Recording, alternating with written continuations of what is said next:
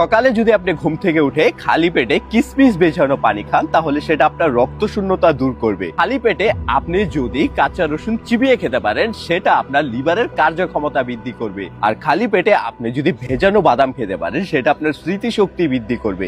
খেজুর খেতে পারেন সেটা আপনার কোষ্ঠকাঠিন্য দূর করবে। কলা খেলে আপনার শরীরে পটাশিয়ামের অভাব দূর হবে এবং আপনার শরীরে শক্তি বৃদ্ধি পাবে। খালি পেটে আপনারা যদি আমলা অথবা অ্যালোভেরা জুস করে খেতে পারেন সেটা আপনার ত্বকের উজ্জ্বলতা বৃদ্ধি করবে এবং চুলের শক্তি বৃদ্ধি করবে, চুল পড়া রোধ করবে।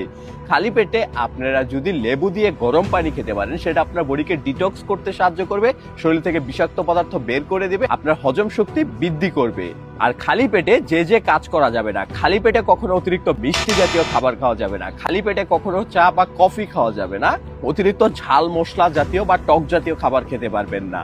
আর এমনই হেলদি টিপস এন্ড ট্রিক্স পেতে পেজটাকে ফলো করে ভিডিওটাকে বেশি করে শেয়ার করে যাতে মানুষের উপকার হতে পারে।